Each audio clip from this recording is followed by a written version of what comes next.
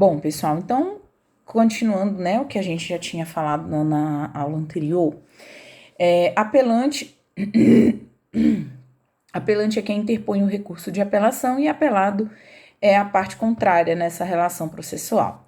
O que é importante vocês lembrarem, e aí eu quero aproveitar para a gente trabalhar um exemplo prático para tentar esclarecer ao máximo aí quem seria apelante, quem seria apelado. Vamos supor que você tenha aí um processo onde você esteja requerendo, onde se debata aí no bojo do processo, um crime de furto, aonde foi cometido ali, né, em tese, mediante arrombamento, e o juiz ali, então, vendo, né, as alegações da defesa no sentido de que o juiz deve absolver, porque, por exemplo, o réu está negando a autoria, então seria o caso, por exemplo, de uma absolvição.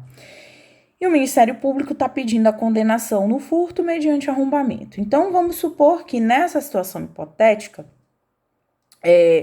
o juiz absolva o acusado. Quem tem interesse em recorrer, né? O Ministério Público, lógico, porque se ele está pedindo a condenação e o juiz absolve, em tese ele tem interesse em recorrer. Então, ele será quem? O apelante, né? Porque ele vai interpor recurso de apelação. A contrário senso, o juiz condena esse réu. Então, logicamente, quem vai ter interesse em recorrer? A defesa, logicamente, né? A defesa, para requerer ali que o juiz reconheça, por exemplo, que o desembargador reconheça na segunda instância a absolvição, né? E reforme a sentença e absolva ali, então, o acusado. E vamos supor que a defesa trabalhou a absolvição e, por fim, a queda da qualificadora. E, ao final, na sentença, o juiz, ele condena o réu, né?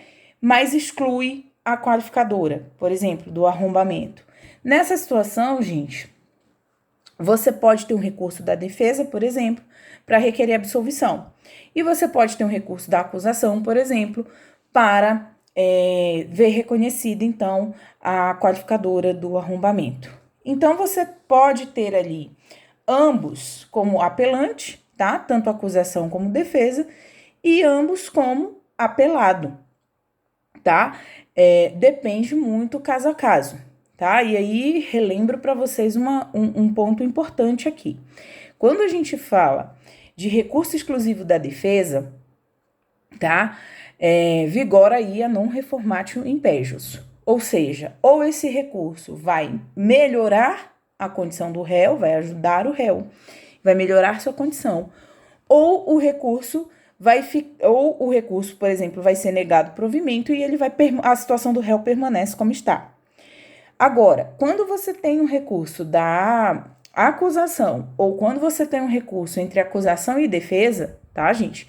Pode haver, sim, uma decisão que reforme aquela sentença e que não seja favorável ao réu, tá? Então, lembrem-se que o princípio da non reformatio impejus, ele vigora quando o recurso é exclusivo da defesa, perfeito? Então, vamos seguir aqui. Agora, como que a gente faz para identificar a peça, né? Aí você pode estar se perguntando, Kelly, como que eu vou saber qual é a peça que eu vou seguir, né? Qual é a peça que eu vou fazer? Como é que eu identifico isso? Bom, gente, é o que eu sempre falo para vocês. No dia a dia do fórum, a gente não tem muita dificuldade em saber quais são as peças, né? Porque a gente vai folheando os autos do processo e a gente consegue perceber, então, quais são as peças ali que precisam ser produzidas, né? Só que quando a gente está trabalhando casos fáticos, muitas vezes você pode encontrar essa dificuldade. Então, qual é sempre a minha dica aí para vocês quando a gente falar em relação à questão de identificar peças, tá? Lembrem-se do caminho do processo, né? Então, você tem que ver sempre em que momento processual que você está. Ora, se você está no momento processual em que você está percebendo que teve uma decisão definitiva, com força de definitiva, uma sentença oriunda da votação dos quesitos do conselho de sentença no tribunal do júri, ou de impronúncia, ou de absolvição sumária nos procedimentos do júri, logicamente que essa peça aí vai ser uma sentença. Então, o que vocês têm que observar? Teve denúncia, réu foi citado, teve resposta à acusação, né? Esse processo foi instruído, porque ao final, né, da instrução, o Ministério Público requeriu condenação, a defesa requeriu absolvição, né? O juiz se manifestou. Ora, gente, se ao final da instrução, o Ministério Público, por exemplo, requereu condenação, a defesa requereu absolvição e o juiz se manifestou, logicamente que essa manifestação dele vai ser a sentença, tá? Então, é isso que você tem que prestar atenção, tá? A dica que eu sempre dou é o seguinte: identifique os momentos processuais. Isso é o mais importante que você pode fazer para conseguir identificar uma peça. É verificar qual é o momento processual. Então, vai colocando, faz o seu checklist lá, bota lá denúncia, bota lá citação, bota lá resposta à acusação, instrução, né? Memoriais, tá? Para você saber em que momento que você tá, né? E isso daí é importante fazer esse checklist até para você mesmo, né? Então, isso aqui indica para mim que esse sujeito foi citado, isso aqui indica para mim que é os memoriais, né? E aí você vai conseguir, com certeza, identificar a peça que você deve fazer. Então, quando a gente fala, né, de identificação de peça, lembrem-se sempre do caminho que o processo percorre, tá? Principalmente para identificar aqui o recurso de apelação. Agora aqui, gente, fica uma dica muito importante para vocês, tá? Razões de apelação é diferente de contra-razões de apelação, tá? É aquela situação que as pessoas dizem, uma coisa é uma coisa, outra coisa é outra coisa, e as duas coisas não se misturam. E é isso mesmo, tá? Para que servem as razões de apelação? Gente, as razões de apelação, elas vão servir como fundamentos do seu inconformismo. Então, você tem aqui a sentença, tá? Que você quer guerrear. Os seus fundamentos, tá? Vão surgir em relação a essa sentença, seus fundamentos vão surgir com base em quê, pessoal? Bom, você vai ter que analisar o que tem naquela decisão que não está conforme os seus interesses, né? Então, assim,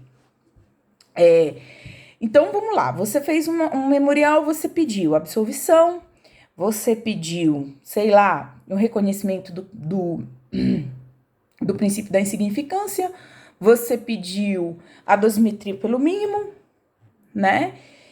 Mas, por exemplo, o juiz entendeu que era o caso de condenar, então só aí você já tem um fundamento para recurso.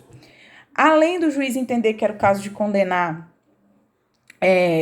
ele, por exemplo, aumentou lá na culpabilidade, tá? Então, você tem interesse em recorrer para que essa culpabilidade fique pelo mínimo? Sim, tá? Porque isso vai influenciar na dosimetria da pena do seu cliente. Então, veja bem, os seus fundamentos de inconformismo vão depender de quê? Da sentença. Então, quando você faz as razões de apelação, você faz para manifestar o seu inconformismo com relação à sentença guerreada, tá? Vamos trabalhar aqui o termo sentença de uma forma mais genérica. Então, você faz isso, tá? Para que você possa manifestar seu inconformismo. Então, você apresenta as suas razões de apelação manifestando seu inconformismo. Agora, você vai requerer o quê? Né? A reforma, ou a depender, se tiver um erro, né, em procedendo, você pode requerer também ali a anulação daquela sentença, né? A cassação daquela sentença. Então, gente, o que você tem que ter em mente? Razão de apelação é o inconformismo no ponto que você pretende que seja reformado. A contrarrazão de apelação, ela é diferente, tá? Ela tem por objetivo depender que no ponto que está sendo guerreado no recurso, a sentença seja mantida incólume, tá? E esse é o objetivo de uma contrarrazão de recurso. Então, não confunda razão com contrarrazão, tá? Razão é o fundamento do seu inconformismo. Contrarrazão é para requerer, você vai fundamentar a contrarrazão requerendo que você requerendo a manutenção daquele ponto que a razão está guerreando, você vai requerer o quê? Que aquele ponto não seja modificado. Entenderam? Então, o que eu quero que vocês entendam? Ah, Kelly, mas eu estou inconformado com a sentença também. Recorra, tá? Não é na contrarrazão que você vai trazer os seus fundamentos pessoais de inconformismo. Para isso existe razão do recurso. E você vai utilizar sempre a razão do recurso. E é por isso que muitas vezes você vai ver recurso da acusação e da defesa. Por quê? Porque em algum ponto ali da sentença ficou ruim para os interesses da defesa. Então, a defesa vai recorrer daquele ponto em específico para que ele seja modificado, tá? E a acusação, por exemplo, pode recorrer também? Pode, gente, desde que não tenha atendido os seus interesses. Então, a acusação, ela vai recorrer para quê? Para ver aquele ponto, tá? Em que ela tem interesse que seja modificado em desfavor do acusado, seja efetivamente modificado, tá? E cada um, tanto a acusação quanto a defesa, vai apresentar contrarrazões.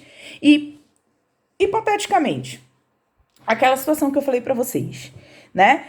Que nós trabalhamos as nomenclaturas apelante e apelado. A gente consegue ver muito bem aqui, em termos de razões e contrarrazões. Veja bem, se você tem lá esse caso, essa situação hipotética aí do furto mediante arrombamento, o réu nega a acusação, né? Diz que não foi ele. A acusação, por exemplo, com base na palavra da vítima, requer a condenação, né? O furto não teve, por exemplo, o laudo pericial. A defesa, logicamente, vai dizer o quê? Não teve laudo pericial, então, furto, né, mediante arrombamento, é crime que deixa vestígio, seria ali, então, necessária a produção da prova pericial e a prova pericial não foi realizada. Esse é o discurso da defesa. Discurso da acusação. Realmente, mas, e aí entra lá naquele texto do artigo 167 do CPP, deixa vestígio, tem que fazer, mas, por exemplo, se os vestígios tiverem desaparecido, pode ser suprido pela prova testemunhal, né? E nesse caso, a palavra da vítima, a vítima está dizendo que realmente o imóvel foi arrombado, por exemplo, então caberia essa qualificadora aí do arrombamento. Ora, defesa pediu absolvição e subsidiariamente a exclusão da qualificadora. A acusação pediu a condenação no termo integral da denúncia, ou seja, furto mediante arrombamento. Ora, pessoal, o que eu quero que vocês entendam aqui, tá? Se o juiz, por exemplo, condena esse acusado, tá? Mas exclui a qualificadora do arrombamento. Olha só. Para a defesa, há um interesse em recorrer? Sim, não é verdade? Por quê? Porque a defesa pediu absolvição nos seus memoriais e o juiz condenou o réu. Então, há um interesse da defesa em recorrer para que a sentença seja modificada a fim de que esse réu seja absolvido, certo? Que esse réu, que no recurso se chamará apelante, então seja absolvido. Para a acusação, há um interesse em recorrer? Sem dúvida. Por quê? Se a acusação está pedindo condenação, tá? E o reconhecimento de uma qualificadora, que na sentença o juiz condena, então no quesito condenação, o interesse da acusação está atendido. Mas no requisito da condenação com a qualificadora do arrombamento, não. Por quê? Porque o juiz condenou, mas condenou por um furto simples. Então, veja que há um interesse da acusação? Sim, qual é o interesse da acusação de recorrer? Recorrer para ver a sentença reformada a fim de que seja reconhecida a qualificadora do arrombamento. Qual é o interesse da defesa em recorrer? Recorrer para que o juiz, reconhecendo, né, por exemplo, a ausência de provas, absolva o réu. Então, nesse caso, gente, vai ter razões de apelação de ambas as partes e ambas as partes também vão o quê? Contra-razão aos recursos. Isso faz sentido na cabeça de vocês? Agora, qual vai ser a contra-razão do recurso da defesa? Defesa na contra-razão vai dizer não. Nesse ponto em que o juiz excluiu a qualificadora do arrombamento, o juiz está certo. Por quê? Porque não teve prova pericial, o crime deixa vestígio. Então, a defesa vai nesse caminho buscando o quê? Que nesse ponto a sentença seja mantida, né? E a contrário senso, o Ministério Público vai apresentar contra-razões dizendo que o recurso da defesa, no que tange a absolvição, não merece prosperar. Por quê? Porque tem provas, tem a materialidade lá pela ocorrência, tem a palavra da vítima, tem, por exemplo, os policiais que chegaram lá e viram que o local realmente tinha sido arrombado. Então, nesse caso, né, se os vestígios desaparecem, é possível, por exemplo, que a prova testemunhal venha a suprir, conforme o artigo 167. Então, cada um vai defender seus interesses e o tribunal, então, vai decidir. Então, contra-razões não se confunde com razões. Se você está inconformado com determinado ponto de uma sentença, apresente o seu recurso de apelação com as suas razões, tá? E a parte contrária vai contrarrazoar, tá? Então, contra-razões é para isso. Contra-razões não se presta, tá, gente? E isso é importantíssimo que vocês guardem na cabeça. Contra-razões não se presta a fundamentar inconformismo, mas a defender quais são os pontos necessários ali, os pontos guerreados, necessitam ser mantidos. Ah, mas eu estou inconformado. Apresente seu recurso, tá ok? Essa aí é a grande diferença. E aí, reforço para vocês a questão do que eu tinha falado lá, que o princípio da non reformatio impejus alcança o recurso exclusivo da defesa, ok? Então, lembrem disso, não se esqueçam nunca mais. Outro ponto que é muito importante, gente, a gente tocar aqui. Os recursos, eles possuem requisitos de admissibilidade. Quando a gente estuda a teoria geral dos recursos, talvez, não sei se vocês se lembram, mas isso é muito importante aqui agora, tá? Por que que isso é importante, Kelly? Pelo seguinte, quando a gente fala da teoria geral dos recursos, a gente estuda lá requisitos, né, de admissibilidade do recurso. A gente estuda requisitos, a gente estuda princípios, a gente estuda efeitos, né? Então, a gente estuda ali uma série de coisas que são afetas aí à matéria recursal. E aqui eu não poderia deixar de falar para vocês sobre um pouquinho, claro que, assim, a aula não é de teoria geral do recurso, então a gente vai voltar naqueles pontos que são necessários e importantes para a gente entender aqui o nosso recurso de apelação. Então, o que eu quero dizer com isso? Quando a gente fala de teoria geral de recurso, a gente fala de conhecimento do recurso. Então, a primeira coisa, se você abrir a jurisprudência do tribunal, você vai verificar sempre isso. Conheço do recurso, dou provimento. Conheço do recurso, nego provimento. Conheço do recurso, dou provimento em parte. Por que isso?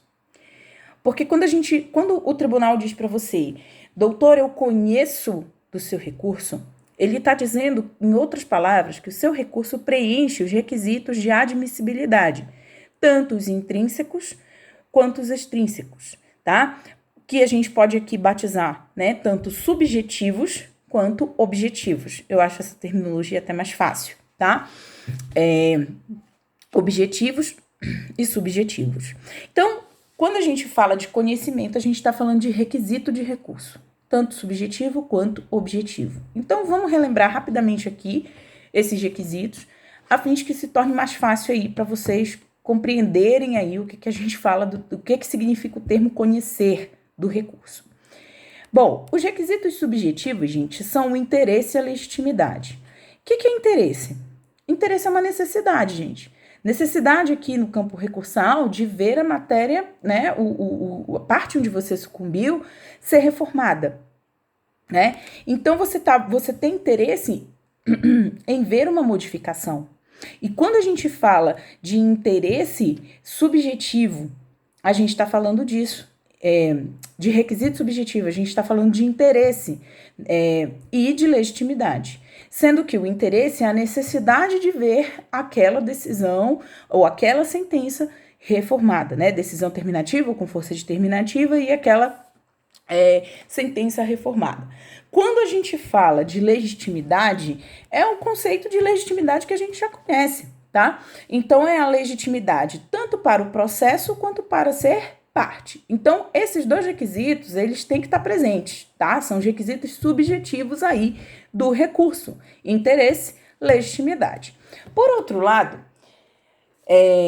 no campo dos requisitos objetivos, a gente vai encontrar o que aí? Primeiro deles, a taxatividade. O que é taxatividade? O recurso, o meio que você vai impugnar é taxativo aqui, né? No código. O código diz da sentença do tribunal do júri, da sentença que condena ou absolve pelo juiz singular, da decisão terminativa ou com força determinativa que não caiba recurso em sentido estrito, vai caber apelação. E, claro, em pronúncia, né, e absolvição sumária, caberá apelação. Então, isso aqui é taxativo, né? Então, esse recurso, ele está expressamente previsto na lei, tá? E isso é um dos requisitos.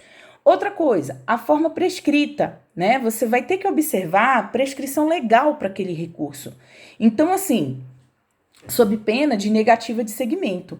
Então, o código, ele vai te trazer como que funciona esse recurso. E isso vai ter que ser seguido, tá? Se isso não for seguido, cabe aí uma negativa de segmento, tá? Ou até mesmo o não conhecimento do recurso, tá ok? Então, você tem que seguir a forma prescrita. O que o código fala aqui sobre o recurso de apelação? É essa receita que você tem que seguir para que esse recurso, então, ele não só tenha segmento, não só ele seja processado na segunda instância, né? Tem o seu processamento, como ele seja também conhecido. Adequação. Gente, a gente sabe que cada decisão ali, né, poderá ser atacada por um tipo de recurso, né? Na teoria geral, e quando se estuda os recursos em espécie, cada um dos recursos, a gente verifica que para cada situação, né, processual, a gente tem um recurso ali já previamente previsto, né? Então, o que acontece? Você vai ter que manejar o recurso adequado, tá? Claro que aí vocês podem pensar, mas existe o princípio da fungibilidade, tá? Só que o princípio da fungibilidade, gente, ele tem que ser pensado de uma forma sempre adequada, né? Você não pode, por exemplo, é recurso de apelação, mas eu vou fazer um rés e o juiz vai ter que aceitar pelo princípio da fungibilidade. Não é assim, né? Logicamente que existem algumas situações que confundem mesmo até a gente que está atuando na parte processual, até a gente, às vezes, né, ali pela situação, é um liame subjetivo entre uma coisa e outra, entre um recurso e outro, que é tão tênue, que muitas vezes a gente acaba manejando ali um recurso em lugar do outro. Então, em determinadas situações, quando isso acontece, é possível aplicar a fungibilidade. Mas aqui não é o caso, por exemplo, né? Porque aqui a lei é muito clara com relação às hipóteses em que cabe apelação. Então, se você manejar o recurso errado, o seu recurso está fora ali do campo da adequação, tá? Inexistência de fatos impeditivos, né? Por exemplo, a renúncia ali manifestada, por exemplo, a interposição do recurso, por exemplo, ciente sem recurso, né? Isso aí é uma manifestação expressa de ausência de interesse em recorrer, né? Então, se depois essa pessoa vai e apresenta um recurso, né? Já existe ali um fato impeditivo desse recurso. Então, isso daí também é um dos requisitos, tá, gente? A inexistência de fatos impeditivos. E aqui eu tô citando, claro, gente, a título de exemplo, tá bom? Bem, outro ponto que é importante é motivação. O que é motivação, gente? Fundamentação, né? Seu recurso, ele tem que estar fundamentado aí para que ele seja conhecido. Então, E aqui eu acho que não tem nem tanta coisa assim pra gente falar, porque veja bem, claro que você tem aí, em tese, né, você pode ver aí algumas exceções, por exemplo, a possibilidade da interposição por petição ou termo quando ela é apresentada pelo próprio réu. Isso aqui é a hipótese, né, do 578 ali do CPP, né? Ah, Kelly, mas a interposição foi feita pelo próprio réu, né? Mas aí a gente tem que pensar na seguinte situação. Quando a interposição é feita pelo próprio réu, e isso é perfeitamente possível, tá? E é até muito comum o quê? Os juízes pedem, por exemplo, o mandado de intimação do réu para sentença, e quando ele é intimado da sentença, ele fala lá para o oficial de justiça, olha, eu quero recorrer, tá? Isso aí equivale ao termo de interposição do recurso. Mas mesmo assim, veja bem qual é a lógica processual. O juiz abre o prazo, recebe o recurso do réu, né? Porque ele está sendo intimado ali naquele momento. Ele já está dizendo que ele quer recorrer, então esse recurso é tempestivo, né? Tá adequado, ele vai, então, intimar a defesa para que a defesa apresente as fundamentações, então, desse recurso. Então, mesmo que seja ali uma exceção, né? Se a gente enxergar isso como uma exceção à motivação, ainda assim, esse recurso recebido, o prazo de 8 dias, né? Em regra, e 3 se forem contravenções, ele volta para a defesa apresentar as razões.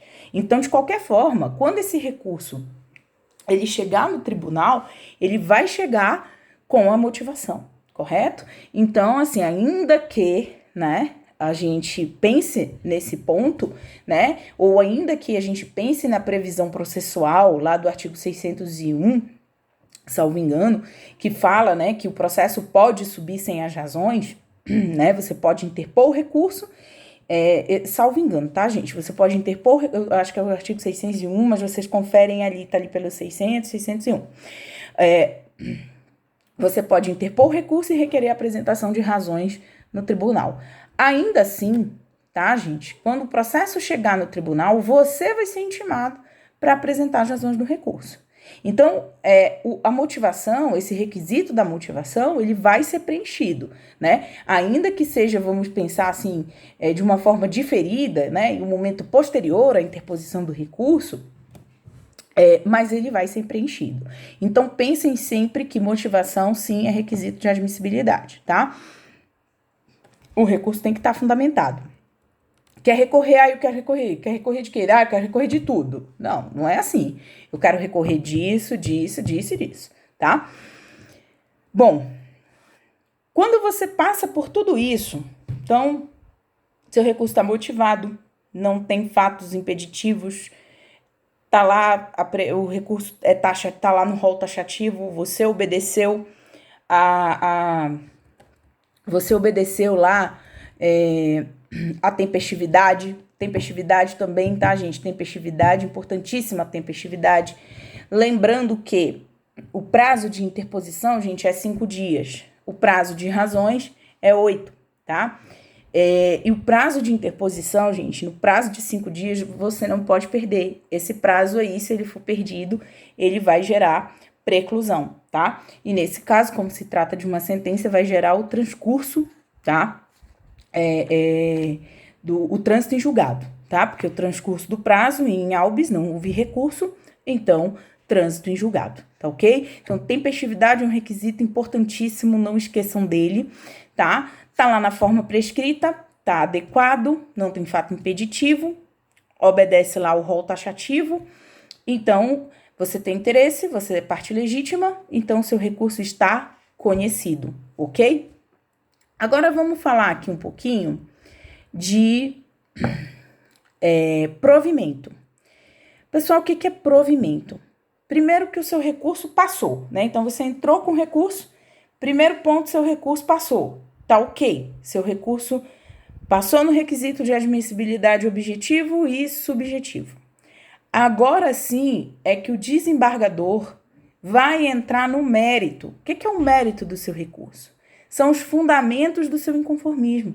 É o que você busca modificar, tá? Então, agora que a gente vai entrar na análise dos seus fundamentos de inconformismo. Então, quando você tem o seu recurso conhecido, logicamente, os fundamentos do seu inconformismo vão ser analisados.